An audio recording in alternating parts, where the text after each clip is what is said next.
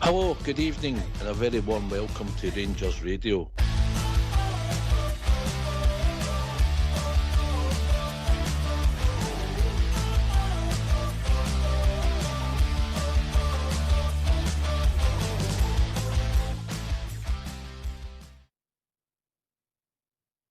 Hello, good evening, welcome to Rangers Radio. Join myself, Oxford, on the show this evening is my mucker Southside and the one and only Robert. Evening, Southside. Evening, buddy. Good to be on with Robert tonight. Just give a shout out to all the troops that are on YouTube channel, listening faithfully every night. And good evening to everyone else listening out there on Facebook and whatever other device you listen on. Good evening. Evening, Robert. Evening, mate. Evening, Southside. Good to be on with you two yourselves. Looking forward to the show. Hope everybody's well. And a bit of positivity. Who wants to go first? Southside. Aye, good game, good result. Just what we needed. Full support for the stands and all. Yesterday, great to hear it. A lot of people still left in the stadium at the end of the game. I thought we saw some nice goals that we scored. The only negative on it, I think, was the refereeing performance again. Yesterday, I thought Don Robertson was atrocious. But apart from that, mate, we're in the hunt, and we're certainly hunting them down, the old Jambos. Aye, listen, we started okay, Robert, yeah, and then a moment of madness. What was your take on that, mate? Quite surreal, to be honest with you, mate. As you said, we started well. Whether it was a lapse in concentration or whatever, I don't think it's any excuse can be given for it. A lot of people say Racing shouldn't be turning his back, but for me, Fernandes shouldn't be putting the ball there. He's got a lot of options. He's got Toki to the left of him, back to Butland, which I know isn't everybody's favourite, but it retains possession. But it was just a simple mistake, which we caused ourselves, mate, and it's something we've not seen for the past few weeks where we've caused ourselves problems, but we obviously get punished for it. But the response after it, mate, was real promising to see. Aye, listen, Raskin, maybe, I get that, you shouldn't maybe in midfield, you should watch the ball. It was a split second, mate, and even Fernandes, I don't know what you think, Southside, the pass never made it to him. You know, so it was just a mistake with Fernandes, I think, yeah, and hopefully he learns for that. I don't think he had a great game yesterday, but listen, it was just a mistake. We've all done it, Southside. I done it once, I remember. Aye, it wasn't. He passed it and Raskin's already turned his back and don't know what he was thinking about anyway. It's like we should be coming and showing for the ball and looking to try and receive it, all players at times. But aye, the pass was poor and obviously we get punished. The boy dispatched it well, unfortunately for us. And it was gave I think right here how we're going to react to this, but we certainly reacted in the right way. Twice we had to do it, and twice we done it. We showed a good bit of resilience, mate, for the team. Yeah, we'll get one at a time, mate. One at a time. It was a good finish, and but even after he's made the mistake, I think we'll get enough bodies round about to deal with it better than we did. I don't know what you think yourself, Southside, but it was a good finish for the lad for the Hearts. Aye, he dispatched it well for the edge of the box. I thought we could have maybe got to it. The boy cut inside in the box, and when he squared it to him, it was a decent strike. Probably should have had somebody closer to him. So I think, can't remember who was in front of him. Might have been Fernandes. It was right in front of him was Tucci, mate. Tucci. Was it? Tried to stick a leg out, but didn't work. And it was a good goal. It was just a sloppy goal that we gave away, Ox. You know, because at that time we were Hearts weren't really in the game at that point, and we gave him a goal at a start. Fair, Robert. Goal at a start. Aye, definitely against the run of play, mate, you would say, because as you said, we started well. I thought once, as you said, the ball got into the box, when Braga checks back, I thought Raskin came in strong on the tackle. It was a half attempt, half-hearted, I was about to say something else there, half-hearted attempt at trying to get the ball. He stuck a leg out, but it was quite a flimsy leg. There was no kind of conviction in it. I think I just made it a lot easier, and obviously the guys get space, and he does finish it well. unfortunately for us. But again, it's one of the goals that you mark down is very much avoidable. Aye. No danger when Fernandes has got the ball, is it? You know, No. put it up a pitch, see what happens. But you know, just the modern trend, south side. Aye, yeah, sometimes it's the best thing to do is just lump it. But Nothing wrong with that, mate. no, we've done it a few times in the game and all.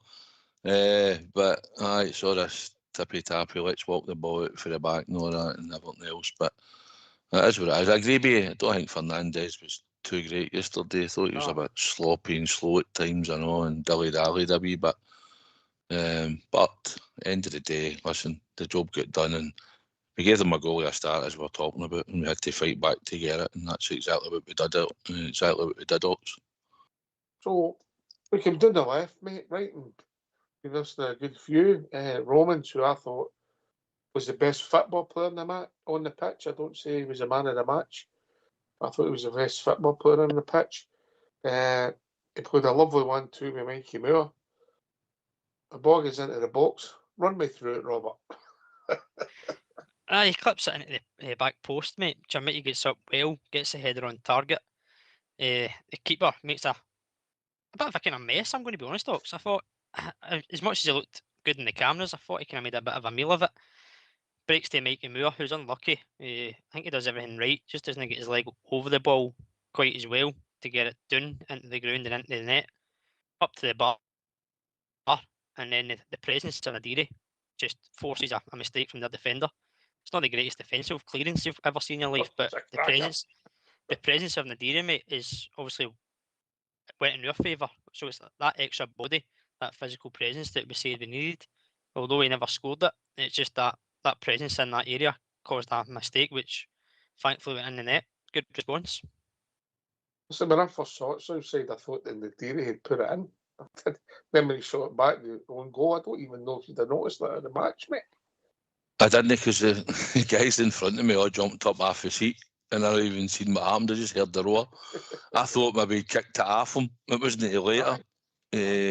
But it was a good pass for Suter into Romans, and obviously he got down the line and played a nice 1-2 with Mikey Moore. I thought Robert, the keeper, made quite a good save. It was quite instinctive for him, and I thought when he knocked it out, I thought it was not a bad save for the goalkeeper, if I'm honest. But obviously Mikey Moore was unlucky, and like you said, Docs, they all jumped up in front of me, and next minute I just heard the roar, and I thought at the time, I thought maybe the defender kicked it off in the dairy. No, I thought maybe that's what had happened, but obviously looking back, he just followed it in the referee's net, and he was there, was putting the pressure on the defender, the Derry. But aye, it was a goal, and that certainly got us back in the hunt, didn't it? Aye. Listen, I don't know about you, Robert, but when I seen the replay, I was in shock. I was like, what happened there? I think it's one of the ones you had to watch a couple of times to fully see what happened, but once they slowed it down in the replay, you actually saw the way he kicked it. His body wasn't set. He's trying to rush the clearance because of Nadiri's presence. And unfortunately for him, but fortunately for us, it goes in the net because it could have went ultimately anywhere. But I think even if he did get a clean strike on it, Ox, it was hitting off Nadiri and getting in, so probably inevitable for Hearts that it was going to go be a goal. And then a big sort of couple of minutes in the game, we started playing well. We're no peppering the goal, but we're knocking the ball about okay, and we're starting to push them back. They're getting deeper. I don't know if you felt that at the game, Southside, but they were getting deeper. We've got I think I remember it was a free kick in the corner, but the ball goes out to Olsen, their pass, and he goes by the boy. I don't like it, Southside. I said it yesterday. He's got by the boy. Just go by him and see what happens. Don't go down when there's no, well, I say no contact. You'll never know if somebody's brushed somebody, but they didn't look as if there was any contact to man. He could die Southside. And for that, they got the part, and the ball's in the back of the net. I've not seen it back. I've not seen any lines drawn, but I thought he looked offside. That was my initial thoughts also, mate. And a lot of people around about me thought the same thing, Mhm. that he looked as if he drifted offside, the boy that eventually tried to put the cross in the first place. I know he didn't get a cross in, it got blocked, and then the other boy crosses it in. And it was a good header for Claudio Braga, I suppose, but he's put in the wrong side of John Suter, hasn't he? And he's managed to head flick it back across the goalkeeper. So I suppose if you look at it that way, it was a decent finish, but I don't know if the drew line Sky done anything. Never seen it, mate. Never I seen don't it. even know if they checked it on VAR did. or anything. They did, mate. They did. If they checked it, who was on it, Clancy? Well, my my initial thought was he was a Fox, to be honest, when he made the run. When you seen it, I think, if I'm honest, it was touch and go, Robert. I think he might have just been onside, but I want to go back a bit. When the ball's played up, mate, I don't know what Fernandes has come across there for. I don't know if you picked up on that, Robert. He's come right into the area where Suter is, and then he's out of position. Then when it goes in, when it should have been, it's another Claude moment, mate. If we're honest with it, I didn't notice it initially, but I looked at it last night. I went, "Oh, no, great, mate." No, it's not, because as you said, the two centre halves for us get drawn to the one ball and the one man, which leaves the guy free. So as soon as you're doing that and the flick, it's over the top of them, then you're chasing back. Again, I agree with Southside. My initial thought was offside. I agree. Still not seeing any lines either, mate. And if it is touch and go, you expect them to show the lines to show that it was onside, but it wasn't done during the game and it wasn't done after the game. So I know a lot of people maybe questioning why it wasn't done, but before any kind of VAR review, you've got to look at our position and our setup. It was just a simple ball up the park. We didn't deal with it. He gets in, and then once the ball does eventually get into the box, Braga, he's obviously got a bit of strength about him because he barges right into Suter, not doing it as a foul, but uses his power to push Suter back rather than Suter being able to command that area and go and attack the ball. And he's on the wrong side. So again, an avoidable goal. I think that's only we gifted them 2 goals, Ox. That's the bottom line. We gifted them 2 goals. I didn't think they causes a lot of problems at all in the first half, if I'm being honest. No, I know, but you've got to say that, all goals are mistakes. Look at that.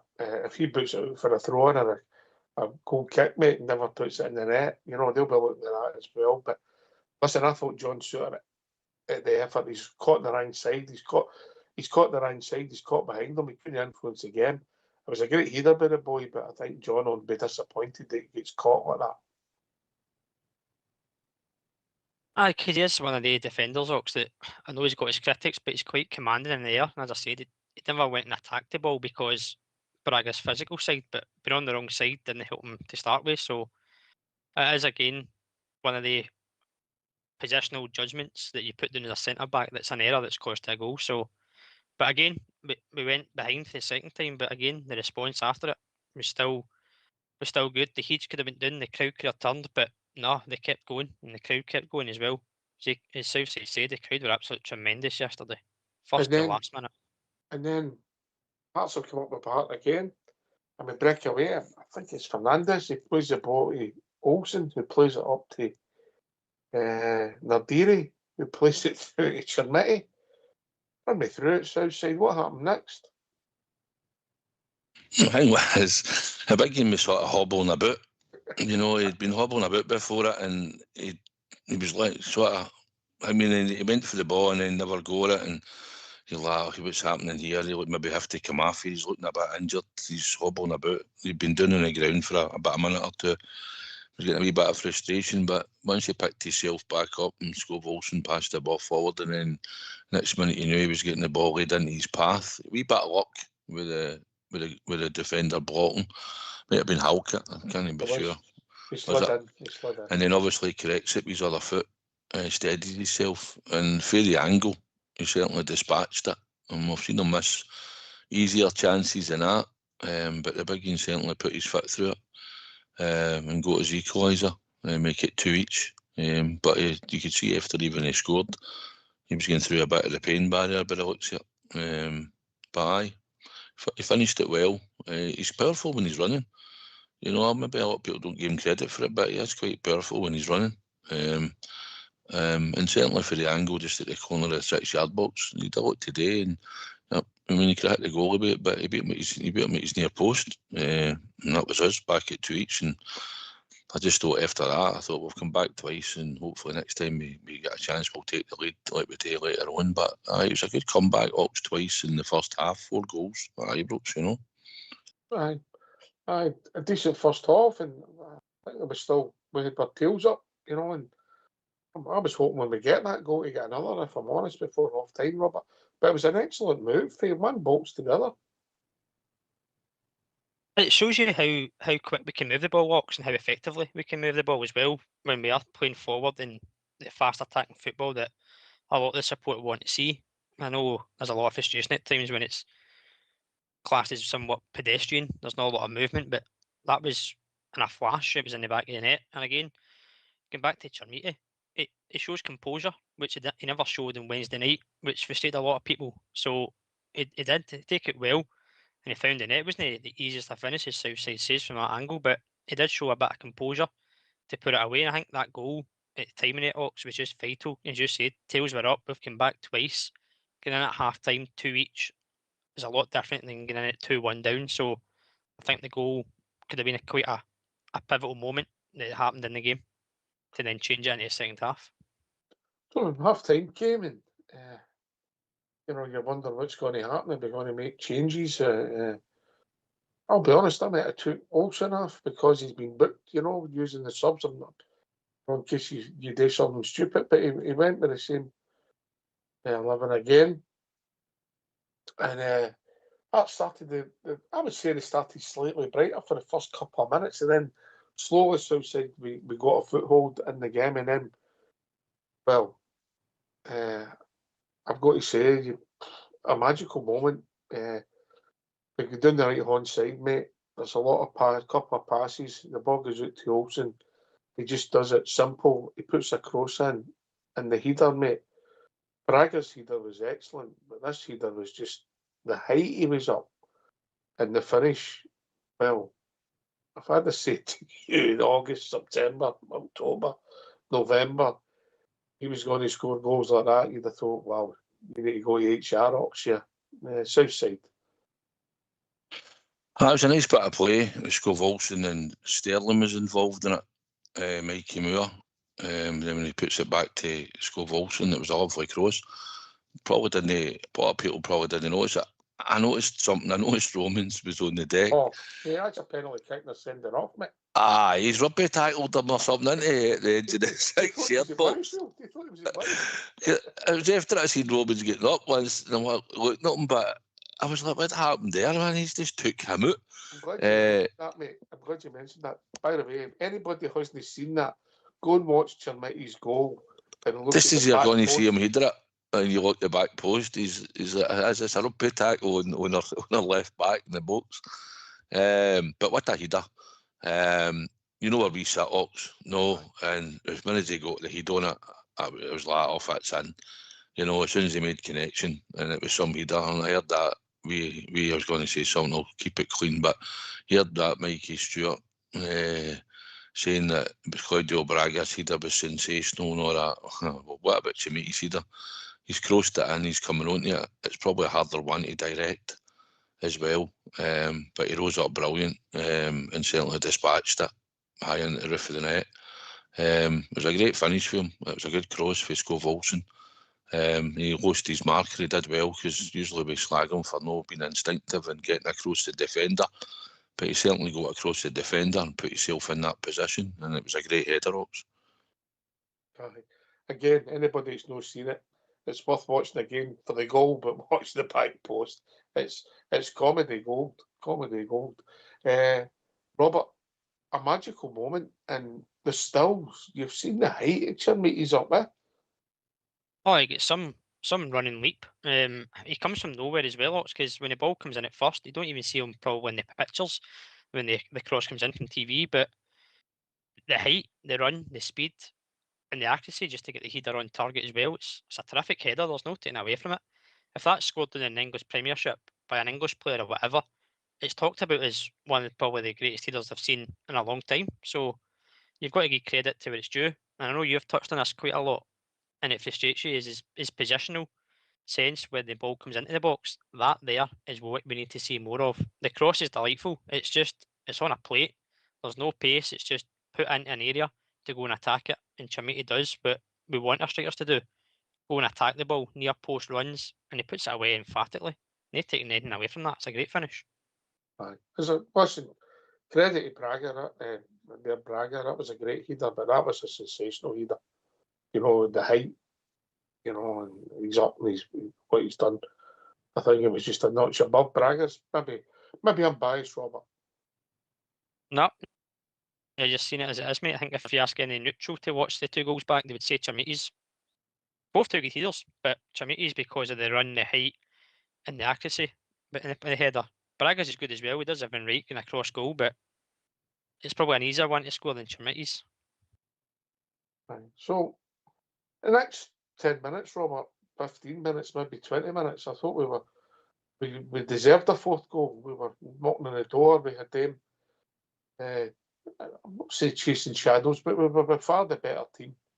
And we maybe should have made an opportunity to maybe put the game to bed. Then it started getting nervy, mate. Aye, it starts to head towards that time where you start to feel you're watching the clock, just wondering and hoping that we don't slip up again like we did midweek. But I thought for the last parts, mate, of the whole game overall, we controlled it very well. As I say, I don't really recall Butland having to make that much of a save, particularly in the second half. But you just always knew that 3-2 was going to be, as you said yesterday, squeaky bum time just into those last couple of minutes. But again, I think Danny Rowe done his subs right, done the personnel right, and the timing was right as well. Not just to see the game out, didn't sit in, he kept going. And obviously, I think we've seen that in the 4th goal we eventually got, which, as you say, we merited. Aye, and everybody knows I'm a big fan of the Gassimer when he broke away. Aye, it's a good run. Ant-Man was unlucky before that. He drilled one for the edge of the Aye, box. by the post. For a corner, it was just by the post. He was unlucky. But aye, obviously Gasmara coming on. He'd plenty of energy to burn. I think he went by 3 or 4 of them by the time he ran for his own half and managed to get the ball and took it out wide. And I'm sure he went by 3, maybe going on to the 4th player when he squared that across to Chamiti. Thought he was going to shoot because he's been like that a few times. He's got himself into that position. I thought he was going to end up shooting here. But it was a good pass to Yusuf Chamiti and he certainly dispatched it well. And obviously having the pace that he's got, Gismara and that, and using it at that late on in the game when his game on Ox. And give fair play to him, he battled to get the ball and he went on a good run and played the pass well and it led to a goal. It was a wee bit nervy, but I didn't think Hearts were really threatening that much. They come down the line a couple of times and put some buzzing, but as Robert said, Butland never really had anything to do. I think he came out and punched one. They had a couple of corners. Thought we dealt with them well. And listen, the best team on the park on the day one, and it certainly us, and we deserved the 4th goal just to put the icing on the cake, Hawks. Yeah. Robert, Chamiti will grab all the headlines. Good game, but it was a real good team performance without being outstanding, mate. Some players were excellent, some players were pass marks, mate. Romans for me, I like. I thought the 2 forwards worked really hard. What did you make of the shape, mate? I thought the shape worked well, if I'm being honest. I think it was obviously in the game plan to get Sterling and Robbins up high and wide. I know we know that it's not something that Sterling's really known for as being quite an attacking fullback, but I think you've seen how deep Raskin was, almost becoming like a centre back. Even Tochi at times was dropping deep, so they almost made like a flat 4. But your 2 fullbacks were pushed high, and your wingers were, your named wingers were almost coming inside as 2 10s. It was effective, and I think that threw Hearts off. If I'm honest, because I don't think they were expecting that sort of setup.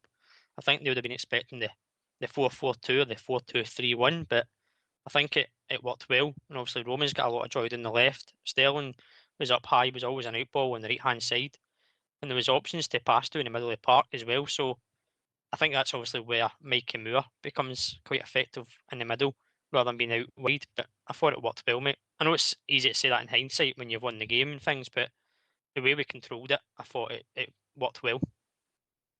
I thought Tucci worked hard and was effective in the first half. I thought Raskin was he was a lot more effective in the second half. I thought his distribution in the first half was average at best, Southside, yeah. I thought, me and Albert spoke about it. I thought he played all right, but the first half, I think he used a lot of energy, Raskin. He got himself about the park. He'd done a lot of running. Some of his passing was pretty poor. Tucci sort of tired about the last 15 minutes, I thought. And I thought he might have took him off a lot earlier. I thought he might take him off and just maybe change it, but then you're looking to who you're bringing on into midfield, and Raskin was burning up a lot of energy, and I think he was covering a bit more ground. But Tucci's an intelligent player. I think you can see he can read the game well. He wins a lot of tackles, sticks his foot out, he's strong. He was driving forward in the first half. But I think he's good at tackling and winning the ball back at times as well. He does it with a bit of ease. And I think him and Raskin done a power of work in there. Although Raskin wasn't 100% on his game, I think he done a lot of running ups. You know, he ran the legs off himself. I'm not knocking their work rate. I'm just saying that. Aye, but some of the passing, even Tucci squared one right across the park and right out for a throw into Hearts. And I think Raskin was guilty of that as well. But listen, we pick out a couple of faults. The two of them were in there. They were the engine room of our team, playing the 2 and the 2 up front. And don't forget, Hearts changed their formation in the second half and that. And he changed his formation to try and combat what we were doing to his team. And it didn't work for him, Derek McInnes. So he was obviously tinkering with his team to try and get something. But listen, Bull set us up that way, and it was good to see him run down the touchline. It reminded me of the late Walter Smith doing it when I think it was Toro. It was what's his name? Eric Bo Anderson. Eric Bo Anderson scored against them, and Walter ran down the touchline. It just shows you sometimes the managers just have emotion, and it just triggers a wee switch in them, and away he went. And it was good to see as well, manager getting involved with the support, celebrating. Aye, the cemetery. Listen, October, September, August, July. They seem a lifetime ago, Robert, didn't they? They certainly do, mate. We've been on some roller coaster for a number of years, but this one season alone's been a roller coaster and a half, and it's not over yet. There's still a long way to go. A lot of football still to be played. There'll be many twists and turns yet, but that was a big win yesterday. Just to claw it back to 2 points, mate, where we've got the same amount of games played as Hearts, same on goal difference I think we've got now as well. So to be in 2 points, mate, it's all to play for from here on in, and that'll be a real momentum booster for us. But it'll be a really sore one for Hearts to take as well, and it'll be interesting to see how they react as well as how we keep this going as well. Well, it's all about just winning the next game, you know. Obviously away to Livingston, Southside, but you've got to build on it. We're turning for home now. There's no buts or maybes. We were 13 points behind. You know, we're all frustrated because you look back and you just go back to Wednesday. You say, if we'd have just held out, we've been sitting top of the league. It's mental, Southside, isn't it? Hibs and all, you know, we didn't turn up that day against Hibs. We were pretty poor. And that was another 2 points dropped that day as well. But recently, obviously, Motherwell, but we couldn't hold on at the end. Or we've been top of the league probably. But no, but listen, we are where we are and we're in the fight. It's all see how Hearts react to it as well. Pressure gets put onto them. They're blowing this lead. And they're obviously still in the mix at the moment, but it's down to us to hunt them down. We've got to go to Livingston, which is, they're not in a great battle for them, but it's a plastic pitch scenario again. But hopefully, we've been over there recently and we've managed to win, so you'd like to think that we'll do the damage on them to them on the Sunday, and we'll see how the other two go on as time goes on. Hearts are obviously going to be playing on the Saturday, and us and that mob across the city will be playing on the Sunday. So it'll be interesting But aye, different pressures on Hearts and us. Obviously, we've got to react to what they do on the Saturday. But listen, if we win our 11 games, we'll win the league. That's the way to look at it. And we're the team that's probably on the best form in this league at the moment. When Danny Rowe came in and it was a total mess he inherited, you seen the status of where we were. We were sitting in 8th place in the league. You know, we were miles off it. And he was brought in to steady the ship, have a look at it, and probably gear it towards next season. Because a lot of people probably thought, maybe even the owners thought, we'll never get back in this, so we'll get him in, give him time to work with the squad, see what he needs. Did you, Southside? I know you. Listen, I'll never give up hope, Ox. I've never gave up hope. I mean, you're going with the expectation that you're going to see Rangers win.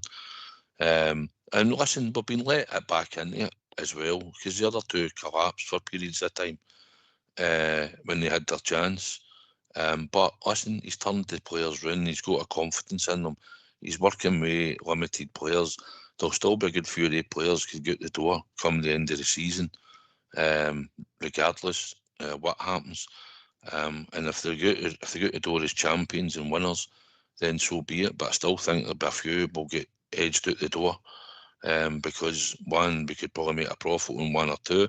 Another one might be the fact that they've just not been consistent enough. And we're looking to strengthen the team and make it better.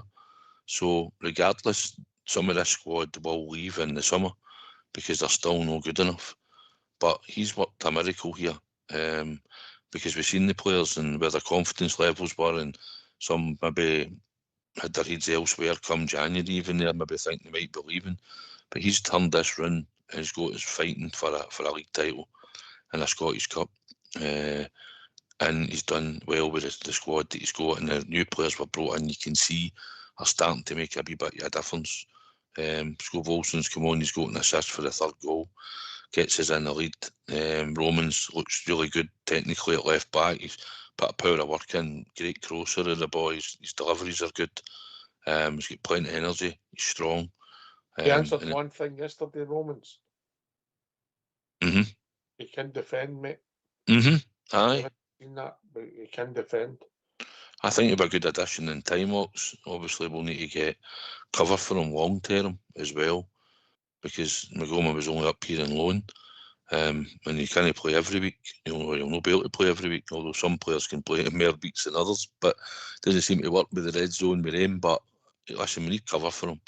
But technically, he looks really good, and the first cross he put in yesterday when he worked to 1-2 with Mikey Moore and just chipped it in for Chimiti. His deliveries have been good. Reminds me of even Borner a wee bit, the way he puts the ball in. Because Borner could deliver a good cross into the box as well. He was good at that.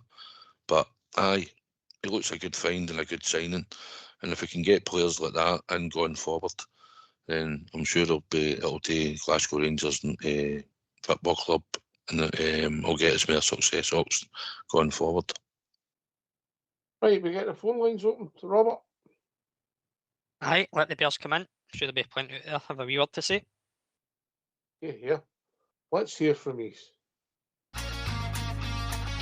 Why don't you give us a call on 0141 356 1972? It's your show, it's your platform. Let's hear from you.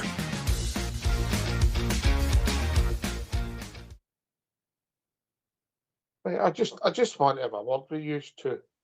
And Southside, you're not going to believe this when I'm going to say this to you, mate. Yeah? Yeah, on you go. Listen, you're a man's man. You take your punishment. You take your abuse. You keep coming back for more and putting your chin out. Somebody has a few bad results and he's squeaking like a baby. Yeah? Can't he handle it? If you can't handle the heat, young Robert, don't go into the fire. Yes, take your punishment like a man, like Southside. Yes, Southside. Unlucky, my big That's man. it. I know, tell me about it. Southampton, wasn't it? Aye. Your 6 were all winning at the one time, mate. And it went peak tall. But unlucky, you really hit the bar. Yeah? I know, they did take to win an extra time, didn't they? I don't want to mention it, mate. Anyway, I didn't know it, but tonight I had a wee somebody tell me. That's how I know. I'd switched well after that. Aye. I know. It's shocking, but I just have to go in again this week. But I don't know if anybody cashed out or no. it wasn't If they quick got a enough. chance. Even I missed that one, mate. Yeah. Aye.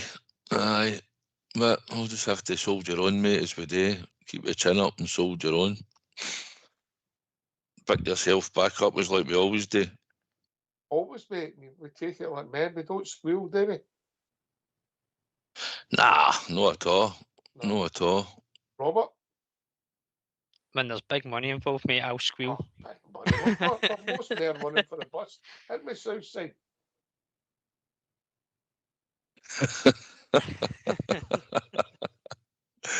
I was just gutted. I was right.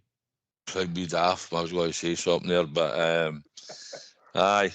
I'm going to have to say something. I said, we're waiting for that goal. I said, I don't know if I want this line to stop or not.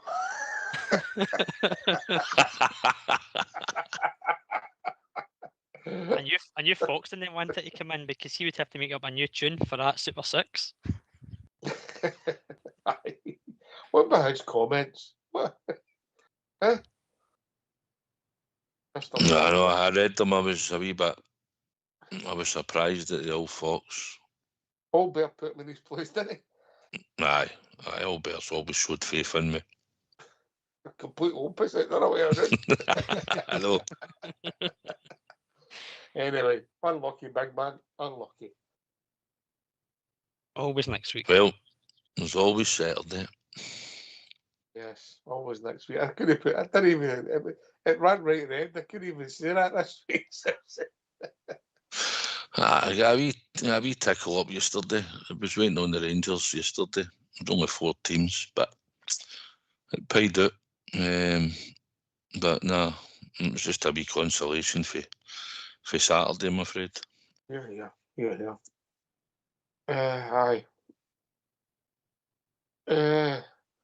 Aye. Listen, aye, good weekend, Oren. Well, could have been better, if you know what I mean, but next goal's a winner seems to be the thing in Scottish football. But listen, really positive, good performance, won well. Listen, 4-2, that was a bit right, I think we were, it was a 3-2 game, I think, particularly in the middle part of that second half, Robert. 4-2 was a bit right. Aye, I'd say so, mate. I think there's a big gap between the two sides, and I know Hearts are top of the league and the so-called best team in Scotland when you're sitting at the top, but we outplayed them yesterday. We gave them 2 goals, and if they 2 goals, we don't give them up, then it was maybe 3 going on 4, mate, to us, to 0. So, aye, good performance, mate, and yeah, a lot closer than what we were. We're right back in it for them that thought it was over after Wednesday night. Well, there's a long way to go still. Yeah. Well, been joined by Ross. Evening, Ross. How we doing, mate? Oh, Danny, Roar gets the ball, scores the goals. Here we go, 55. On the Rangers, what you saying, brothers? Whenever want to hear about your runner from a tick, mate. Outside. Evening, Ross. Aye, All right, brother. good result. Aye, good result yesterday, mate. Certainly put them at the sword. It's known to Livingston and Sunday. We've got to keep it going, Ross. You know, we can enjoy the victory against Hearts, but it's all on to the next game now, buddy. And that's what it's all about. But we just need to beat Celtic now. That's what I'm worried about. We beat Livingston first, Ross. Aye. I know. I think that'll be an easy game against Livingston. What do you think? I hope so, Ross. Robert? I don't think it'll be an easy game. I think there's a lot of factors around it. Southside mentioned earlier, obviously the artificial pitch is always a factor that plays into a lot of people's minds. But if we go and play the way we can play into the strengths, then we'll win the game. But Livingston's a dodgy one because they're a team that's fighting for survival, and sometimes in history shows that they're the games that you maybe take your eye off the ball. So no complacency, no room for error, Ross. It's just about going up, getting the job done, and coming down the road with the 3 points, mate. And then we can look at Celtic. But I wouldn't worry about them, mate. As long as we don't get over 5 minutes side on time, it might be all right. Aye, well, 7 minutes to go, then score. Always. 3 games in a row, Ross, that they've scored a goal in the last minute, either to equalise or win a game. But as long as we do enough in the games, mate, we don't need to worry about injury time. No, I say Danny Rose, he's doing well. I must admit, I don't know what you think, but I think since the boys come in, obviously there's been wee hiccups, making a changes, but aye, the boys doing well, and say he's been the best manager since he's come in here. His record's excellent, Ross.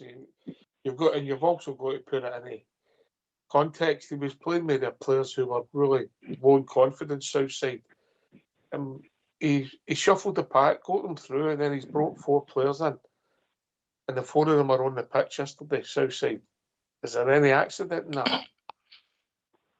No, we've brought them in. We obviously 1 or 2 probably struggling for a bit of fitness, and we've had to be careful with them by the looks of it.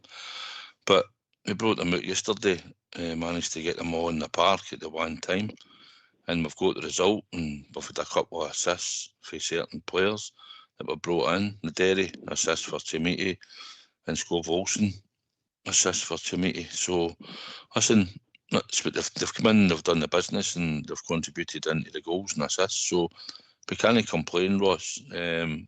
Obviously, we'd like to see them week in, week out, but the left back looks good. I thought you'd be like Tim yesterday's bundles of energy, good delivery.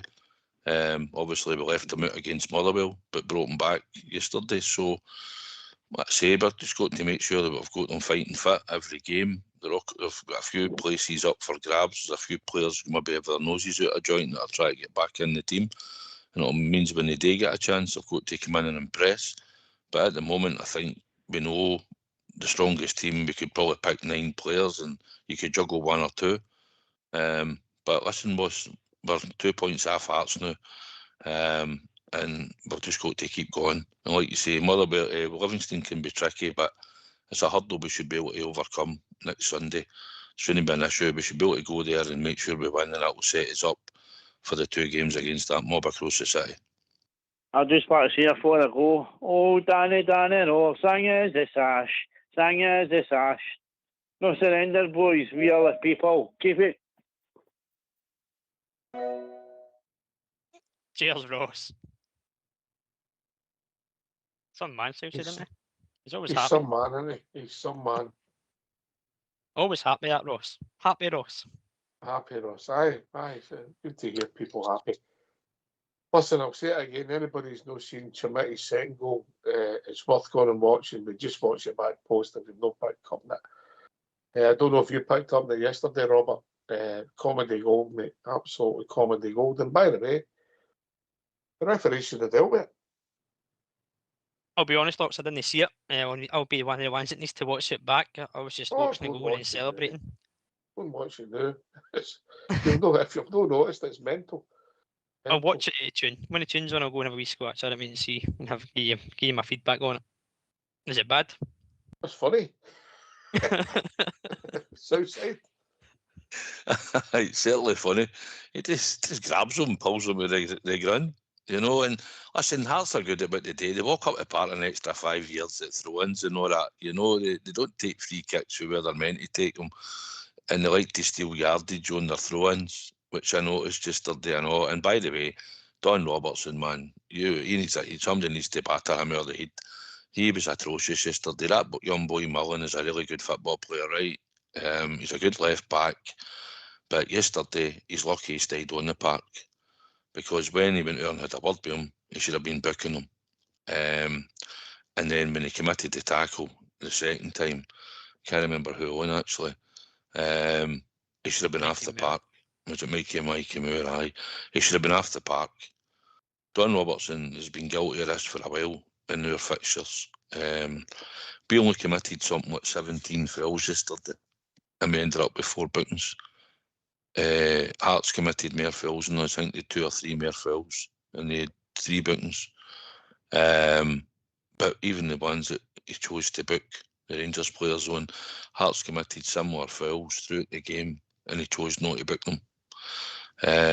His performance yesterday was disgusting again, and even though we won the game, I'm still going to moan about him. He was shocking, and it's not for the first time. Stephen McLean was shocking on Wednesday night, refereeing our game. He couldn't even see a straight red card for a Motherwell player. And the officials are absolutely abysmal at the moment. By the way, so I'd sent one the day, mate. I hadn't seen it because I never watched it. But did you happen to see the decision of the Newcastle and Villa game for the No. it's for the it actually ends up Newcastle's second goal, but there's a ball played in, and the boy's standing, I would say, 2 to 3 yards in the box, and the boy's about 2 or 3 yards outside the box and plays it off his horn. Where it's up to the debate whether it's a penalty or not, but he gives the foul. So in other words, he was giving the penalty, but he gives it 6 yards. He gives it behind where the boys kicked it. Because and there's no VAR because it was an FA Cup tie. Watch that. I don't know if you've seen that one, Robert, but it just shows you what they've done to referees with VAR. They're stopping making decisions, mate, and they're wanting VAR to referee again for them. If they don't watch, no have a job. We'll just let VAR do it, and we'll do it by a hooter, Robert. I did see that one, mate. That was quite a baffling decision. It was quite clearly in the box, the one you're talking about down at Newcastle. But I've just seen the Romans incident as well, mate. There was a game on Saturday at Murrayfield. That tackle wouldn't be able to place it. I love his reaction though. His celebration. To be fair, the Englishman when they caught the wee Scotsman would on Saturday and they're Oh, no. would they? Not a chance, mate. But I loved the Romans reaction there. I've just seen it. Just turning around and just screaming at the boy. Brilliant. There was a pundit just on another thing. What are you watching then if you missed that? There's a pundit. Outside, have a word with him. You said an RB stat that I thought was interesting about this minutes added on in both halves for half time and full time. Oh, There's one team again that seems to top it right out above anybody else. Sorry? Is it Livingston? No. Livingston's boat mate actually. They're joint boating with Aberdeen. But the team from across the city seems to have 211 minutes added on in the whole time in the 27 games. And this team after it's Hibs with 147, Motherwell with 143, the same as us, and then Kilmarnock 141, and it goes down to 130. There's a team out there with 211. Well, wait a minute. Somebody's just sent me that as we speak, mate. So pretty much you look at 11 teams, mate. They're all pretty similar. Would that be fair? Aye, 147 to 130, aye. So your snooker breaks in at 130, 147. I tell you why I boast about it. Just don't tell everybody. All right, sorry, mate. Sorry. Right, and then there's another one. A big difference. Funny that, isn't it? Funny that, Robert. Aye, it certainly is, mate. I did see it myself. And I think glad somebody had kindly broken it down. You never noticed one of our players being rugby tackled, but yeah. I was watching our striker score a bullet header, mate. That was important thing. Big picture, little picture, mate. Big picture, little picture. You've got to watch everything, mate. I told you that. I don't see everything in real time, Ox. But no, I did see that start, and I think somebody used their math skills out there. You know who I'm talking about, Ox, and broke it down. On average, I think it's 4.5 minutes every team gets, but yet they get 8 minutes on average. Funny that, isn't it? Crazy, absolute crazy. I wonder if if you really wanted to look at that, mate, if you deep dived it and you looked at where when their games, if you took out the winning games, mate, you might find the stats even more striking. Aye. It would be interesting to try and find that out. I'm sure somebody could look at it. Somebody that's good at maths. Do we know anybody? Not on this show.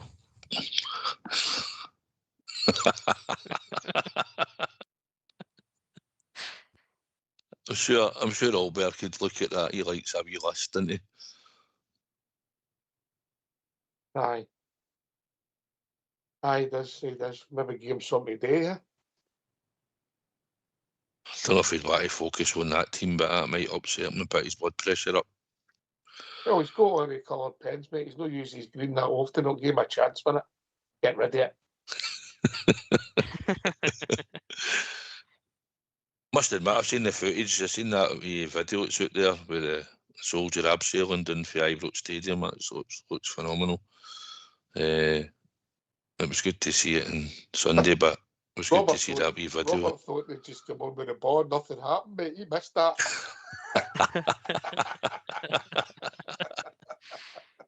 Camouflage uniform worked in well, can they see it?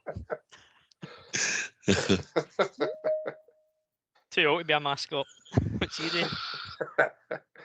Aye. You wouldn't want to do that this Sunday, would you? No. I'll not be kick off when it was raining anyway. Evening, Billy. Evening, troops. Thanks for taking my call. You all right, lads? Aye, a bit Evening, better Billy. than we were. Good, bro.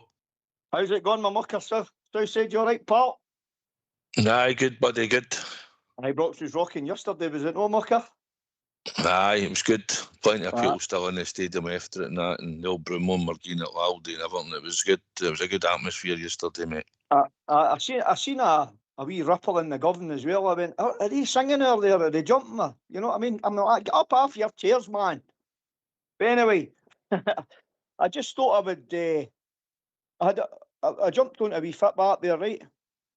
It's actually quite interesting. The Rangers runs, i.e. domestic competitions and whatnot, right? So I just wrote a few things down there, right?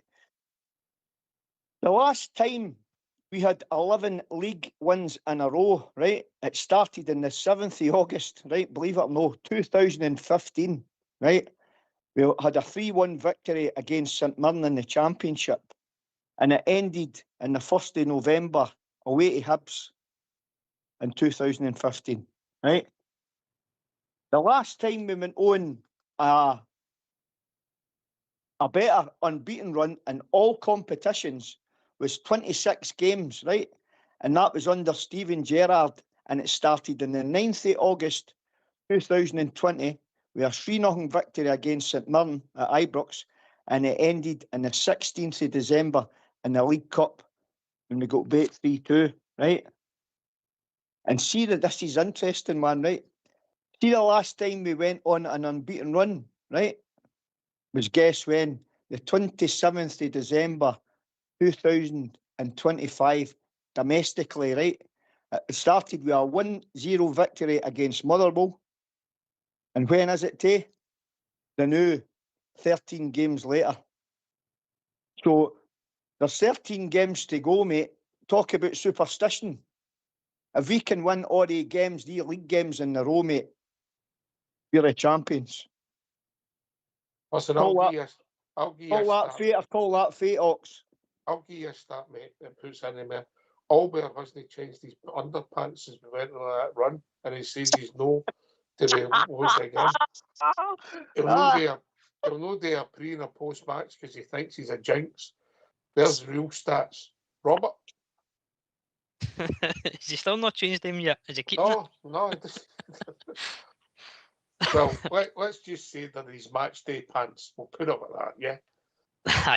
Aye. Well, he's got a week between matches now, so they'll get a good rinse and a good wash in between. No. They don't get touched, mate. That's the problem. Oh dear. Oh no. No, but Billy, that's some good stats you've got there, mate. And you're right, it is. I felt only it was that simple though, Billy. You know what I mean? This season's threw up some curveballs and twists and turns, and listen, we've been right in the thick of some of them. As I say, there's still a long way to go.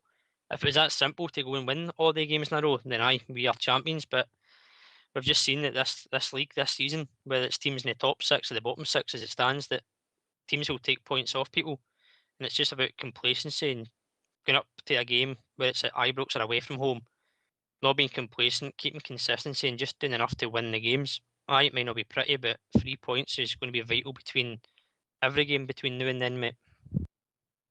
Listen, by the way, just come back to Southside point about the time. It just shows you there's people out there. I go this way. It's somebody in Blackpool. Hope I'm having his family are doing well. Yeah, look, 7 occasions when certain teams needed a goal, there's been 52 minutes added on to their matches, and the rest of their games in total is added up to 60. Is that have you said? Is that a question for myself, Fox? No, south side, mate. All right, sorry. There you go, south side. Aye, when you break it down, it's amazing what can pop out at you, isn't it? Aye. Yeah. I wonder, I wonder. Robert? Aye, well, I mean, you can't keep doing that every week, week in, week out. You can't rely on that. The luck will end at some point. It's weird how it does work like that, mate. But can you say you're surprised? No, really. But listen, as long as you said earlier, it's all about us. As long as we focus on ourselves, they can get their minutes side on all they want. As long as we do enough in our games to go and win, that's fine. Because we've got 2 big games coming ahead of them, and we could really kill their season off completely within a week. Not to mention they've got European football to get killed off as well. So there might be a shark attack in a few weeks. Hope you're right. Billy, what did you make of the 4-4-2 yesterday? Brilliant. I'm all at what a rash, mate. All at what a rash. I love that system, mate. I love it. Nobody plays it anymore, and it just showed you when you play that system how good it is to watch. You know, the defending could have been better, obviously. For the 2 goals we lost, I thought they were terrible goals we lost, but I thought we looked very, very dangerous all apart going forward, mate. All the interchanging, the link play and all that. People drop off, coming short for the ball. 2 centre forwards spinning off in behind. One was coming short, the other one was going long.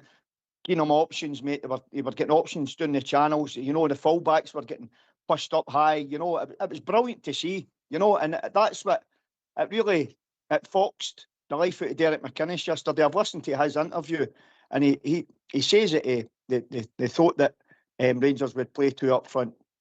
Well, listen, he'll need to get, as I said before, Mystic Meg's crystal ball out to if he can get into Danny Rollseed, you know what I mean?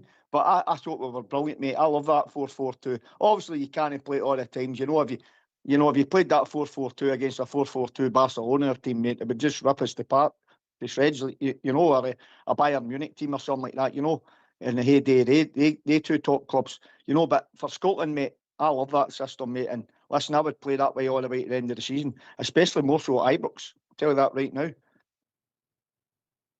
South side? One thing I noticed is it made us had more players in the box when we're putting the ball in. We'd a lot more players inside the box. We've been guilty of that, of players not getting in the box and no being there available, which it did. Listen, I don't care what formation we play, as long as we find a winning formation or we win game to game. Danny Rose showed that he can tweak the system with the players. Another thing, another wee string to his bow where he's been criticised. And listen, all managers will make a mistake from time to time. They're not all perfect. Steven Gerrard, even when he was with us, made mistakes, and a few times in interviews they came out and said, "This one's on me, it was my fault," and blah blah blah, and they never used to fling the players under a bus. But tweaking the system yesterday it made Derek McInnes tweak his system a couple of times, Billy, as well, and he changed it at the start of the second half when he brought on subs, but it didn't make much difference. And they worked it well, they played well, and it was a good system for us on this occasion to beat Hearts. Whether we play it against Livingston or no on Sunday, I've got no idea.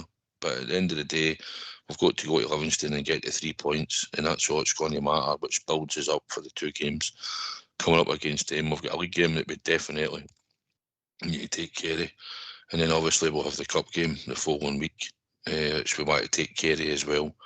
So that's the carrot for the players. I don't know what team we'll start with at Livingston. They might look at the surface, maybe 1 or 2 players might not want to risk them, but whatever it is, there should be players bursting to get in that team and play. Now they're all buzzing about now trying to get in the team, and we certainly outfoxed Hearts yesterday, and that's all. We just move on to the next game now, because it's the next game that matters. Fox is going as a 4-2-2-2, but I think when we're in possession, I thought the boys, the wingers come in, they sort of come inside at times to let the fullbacks get up. You know, but they worked it well at times. You know, without being outstanding, Billy, but we worked it okay. Aye, listen, it was great to watch. You know, a couple of times we fell back into that old habit. We wanted to go back the way, you know, we maybe getting to throw in three quarters of the way up the park. There's nothing going in front of us. No, we go back the way and then go away and start. And listen, I totally get that as well, Ox. You know, you want to keep body tension and all that. I totally understand that, but sometimes it frustrates you, especially if there's things happening in front of you. You know, and you're like your centre half sort of touching the ball, and I've touching the ball, and there, and I've touching the ball. I mean, the perfect example was Big Fernandes, mate. You know. I seen it for the two. I actually didn't just blame Fernandes. I blame Raskin and all, right? And I'll tell you the reason I blame Raskin and all, because he's dropped back into that wee hole to pick that ball up, right? So he's got to have the football intelligence in his head to scan that area. You didn't just turn your back on the play. You know, if you watch Iniesta or Xavi, two brilliant midfield players that played in that position, right? They're constantly get their head up looking all around themselves. You know, they're like an owl. They're looking 45-degree angles constantly. They're maybe going one way and they're looking opposite way to see where the players are. You do not turn your back on the ball. And that's a massive lesson. That's a massive lesson for Raskin. And it's a massive lesson. Just a terrible blind pass, you know, for Fernandes, mate. 80% on Fernandes, but correct, right, yes. You'll be watching. Anyway, get yourself on mute because we're going to have a tune.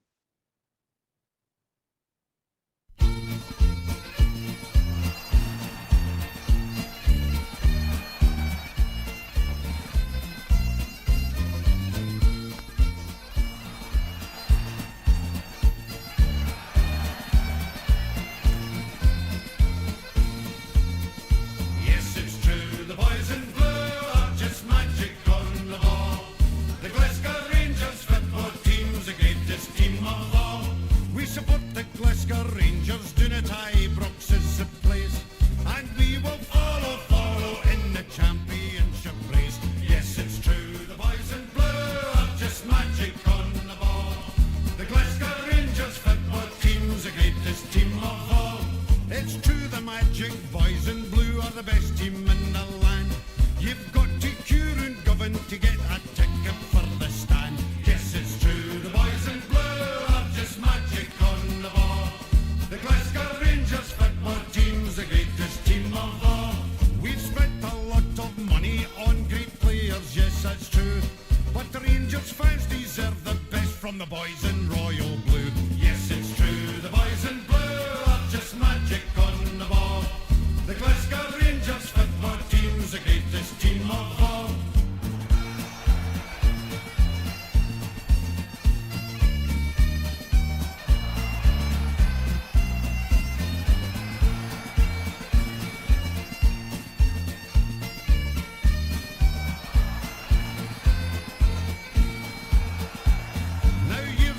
The story, it was dismal, full of gloom. Now we're building an extension for the Ibrox trophy room. Yes, it's true, the boys in blue are just magic on the ball. The Glasgow Rangers football team's the greatest team of all. In Europe we'll be travelling by land and sea and plane. The Teddy Bears have got the bears and we're on the march again. Yes, it's true, the boys in blue are just magic on the ball. The Glasgow Rangers football team's the greatest team of all. Yes, it's true, the boys in blue are just magic on the ball. The Glasgow Rangers football team's the greatest team of all. Yes, it's true, the boys in blue are just magic on the ball. The Glasgow Rangers football team's the greatest team of all. Yes, it's true, the boys in blue are just magic on the ball. The Glasgow Rangers football team's the greatest team of all. Yes, it's true, the boys in blue are just magic on the ball.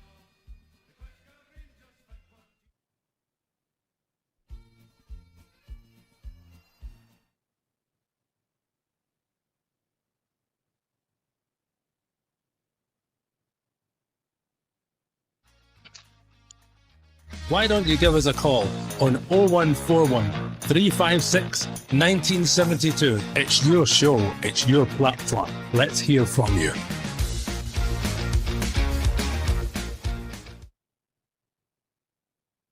Well, thanks for that, Mr. Fox. One of the favourite household tunes in Big Stevie's household. He loves that number. Robert, you want to come in, mate? Aye, mate, so if you don't mind, just a wee question for yourselves. Obviously, Jimmy, you just said earlier on, grabs the headlines, mate, getting the 3 goals. Do you think we'll get more out of Jimmy now with a strike partner than playing that lone role that we've seen him do up to now? Well, that's not going to be his decision. Southside. He might help him. Derry played a nice pass. He made a good run off.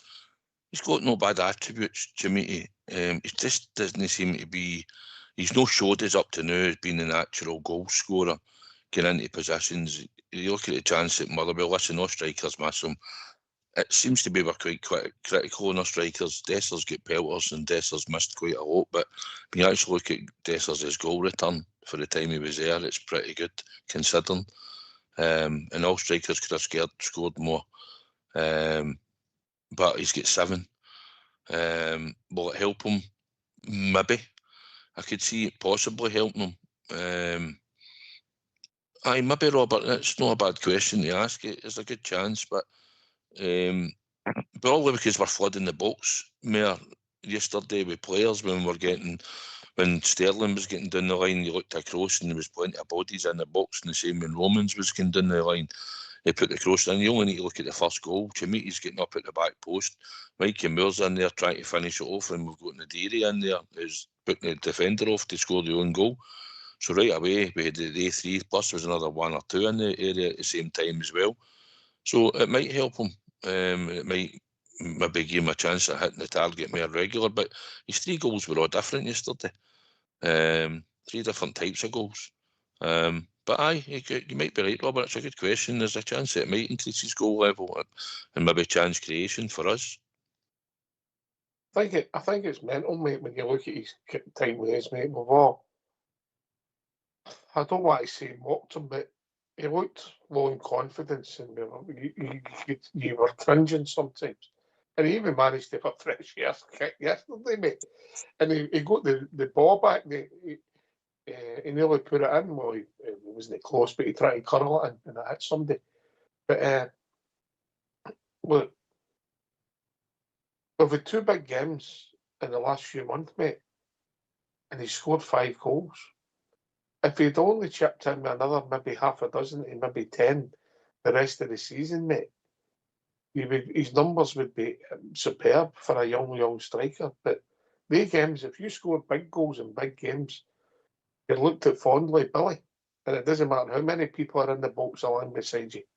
You'll be judged in the numbers you get, Billy. Aye, exactly, mate. Exactly. That's how it works. You know, hey, listen, you spoke about he scored that amount of goals. Listen, if he scores 10 goals the remainder of the season, you know what I mean? We've got to be close to lifting at the league title, mate. You know, but regarding 2 up front, Mucker, you know, I always like 2 guys playing up front, you know, and they're big laddies as well. But it takes time to get an understanding going. We want to be each other. Like, you know, I remember Mark Catley talking about it when he played with McCoy. He says, I just knew in the bottom, he says, my flick on, he says, I didn't even need to do anything. He says, I just flicked it on and I knew McCoy was in behind him. That's the kind of the way they work. But it does take time, you know, we play when you play 2 up front, you know, because see if you play 1, right, it's a hard shift first and foremost at the best of times, because you're covering a lot of ground. That if you had a partner to playing with 1, obviously 1 will go out to the touchline, the other 1 drops into centre circle, etc., and the same opposite way, 1 will go to the far side, 1 drops in if the plays in that area type of thing, you know. But when you're playing with 1, mate, I don't like playing with 1 unless it's you need to set up your side just not to get bait, you know.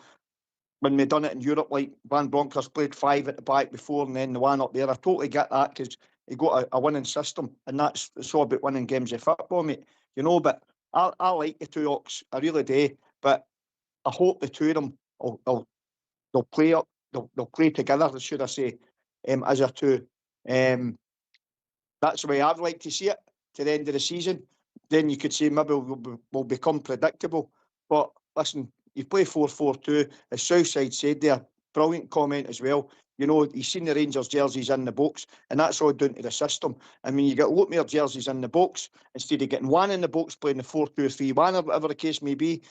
You've got 4 defenders there playing against one centre half. One centre forward. You know, and the law of mathematics tells you that, or the law of averages. Sorry, he's not going to win all the balls. You know, up top himself. So the more bodies you get in the box, it brings that law of averages into your favour, and you flood the box, and it gets your opposition thinking.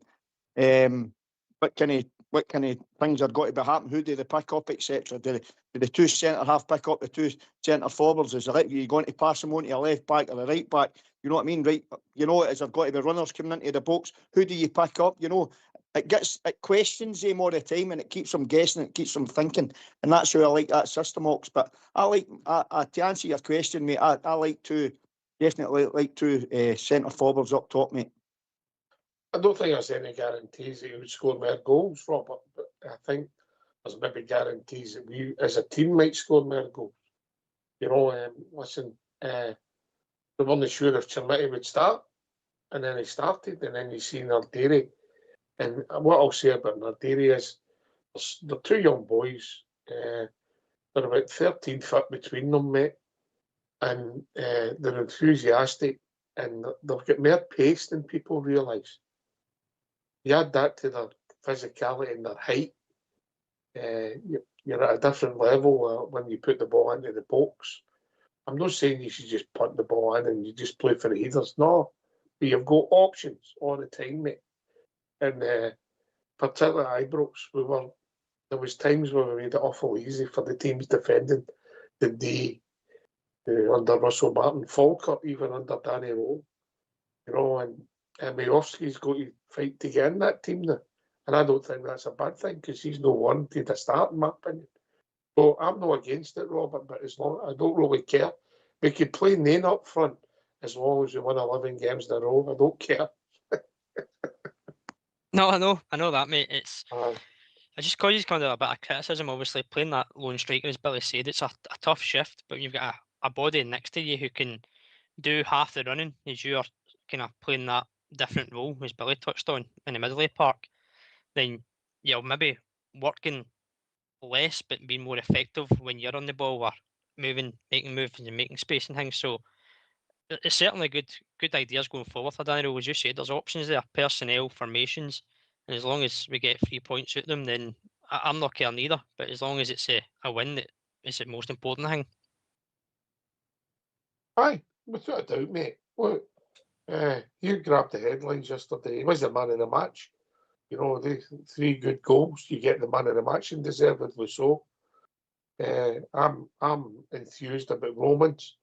I don't know if you see people come along. It's only, 3 games he's been involved with Southside. We didn't know if he could defend. He's appeared at the box. He's maybe not made a goal, but really a big part in the goal. You know, he looks more physical than young Jaden McGoma. Hopefully he stays fit, mate, because he looks a Rolls Royce player and could be a big asset for us. Billy? Aye, Ox. I mean, well, I'm going to be biased, and I know I've shouted at the big man down a few times and that, but that's one thing, mate. I'll always put my hands up and always give credit where credit's due. Chermiti was the man of the match for me. Listen, if you score a hat-trick in any game, you're doing something right, you know what I mean? Through the right, I thought Mikey Moore was outstanding. You know, I thought Chuck in that wee hole in the middle of the park, him and Raskin. Obviously, I'm not talking about Raskin. I'm talking about Chukwueze here. I thought he was really good as well, mate, in that area. And I thought Romans again was outstanding. You know, we have found. I'll tell you something now. We have found an absolute diamond in this one. By the way, this left back. He's the closest I've seen. You maybe shake your head there. A few people will laugh, right?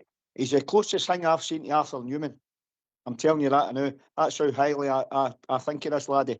And he's only 22-year-old. I mean, it's like watching the likes of David Robertson, Arthur Newman bombing up and down that left-hand side, the way he goes up and down. You know, his engine is incredible for a football player. at such a young age. His football intelligence for such a age is fantastic, you know, and he's just going to go and get better and better and better. What a signing we've got in Romans, like. Aye. I don't want to put him under pressure, but he looks a good player, Southside, yeah. He certainly does. He certainly fits the model, I think, what we've been looking for. Somebody fast, good delivery. He was good in the tackle. He actually won the ball right at the touchline, where we normally sit ups, and robbed the boy right on the touchline, gave him a wee nudge to put the tackle in, and he was off. And you see that side of him. We had a lot of players yesterday on the park that were over 6 feet tall, which is a change for what we had at the start of the season. I think we only had 2 lone players on the park yesterday as well, that started.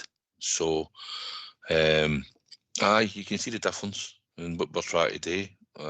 But Romans looks a good player. He looks technically good, physical. He's got pace, and I think going forward in the long run, he'll become a really, really good player for us Ops. By the way, I know, mate, I watched it, mate. A really young team yesterday as well, Southside. Aye, when you look at Naderi and there's the 2 strikers, been critical of Chimiti as well, but he's only 21 and he's learning the game. Hadn't played a lot at Everton when he went there, and he's young, and obviously you look through the squad of the players that we had on the park, it was a lot of young players, and it was a young team, and they've got to grow, but the squad will grow. And like I say, there's 1 or 2 that have been starting off late. And like I heard you mention Majowski. Majowski looks like he will be the 3rd choice striker at the moment, because they 2 at the moment. Naderi's come in, and listen, he looks lively, he looks pacey, he works for the team. I think he's going to be a really good player for us going forward as well. And Big Tushy in the middle of the park, I think he's got all the attributes to be a really good player.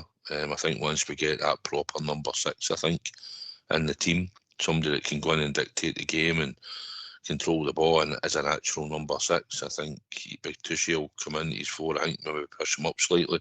He's physical, he's big, and you look at Romans, the height of him, physical, big. Nadiri, physical player, he's tall. So we've added that in at Chimiti physically as well. We can hold the ball, we can push players off, he's got a bit of pace. The only thing we're really looking for him to do in his game is to add more goals on a consistent basis when he's playing. But if he probably broke down the amount of game time he's had and the goals that he scored, he'll probably not be far away from being up there in the league for strikers.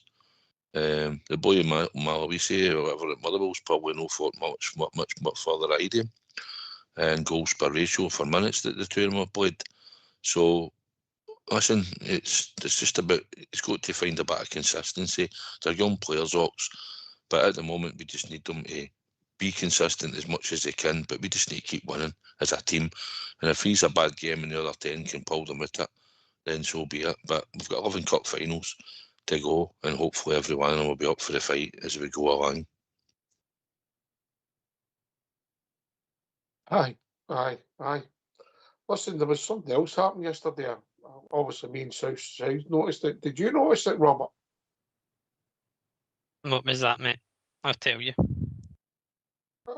Did you notice Gassama smiling when we scored a goal behind the goal?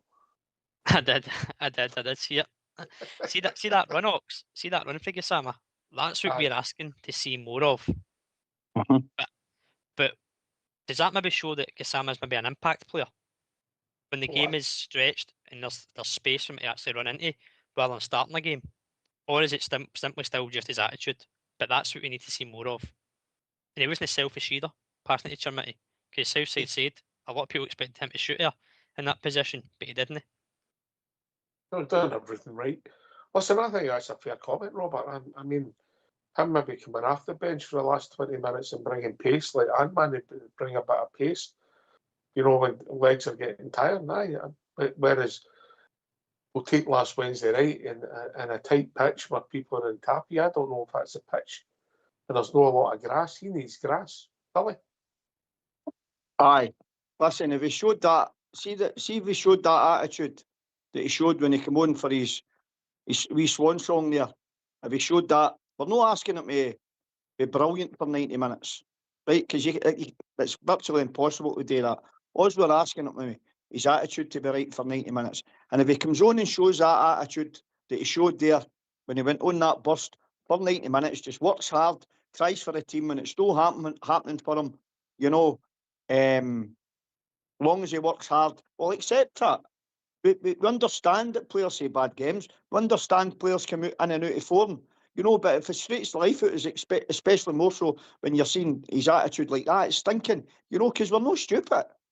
Now, that's one thing the Rangers supporters are no. They're no stupid by any shape, fashion or form. And we see when the players not trying, you know, and they're getting into their shells and they're hiding and all the rest of it. We see that. But if he shows that attitude that he did for that wee run for a full game, mate, he can't ask for any more, you know. But see, just to touch on Romans, mate, I know I'm maybe backtracking a wee bit, but do you know what I like about him and all, mate, right? I don't know if anybody else picked it up on it. He wants to get to the byline, you know, and that I love that. And it was the same with Arthur Newman, and it was the same with David Robertson. They wanted to get to that byline and pose problems for their fullbacks and the wide players on the right hand side. How many left backs have we had? Princey players, right, could actually say, all right, you could maybe say Borna used to do it, but Borna used to frustrate the life of me and all, because he used to get himself into brilliant positions.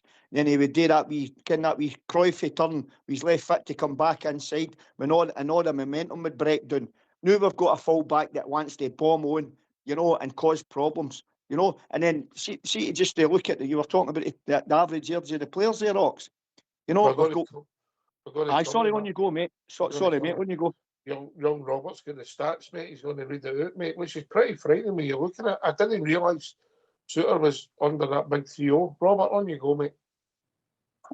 So the team that started yesterday, mate, you had Butland, who's 32, Sterling, who's 26, Suter, 29, Fernandez, 24, Romans, 22, Raskin, 24, Chukwueze, 22, Scove Olsen, 26, Moore, 18, Nadiri, 22, and Chamiti, 21.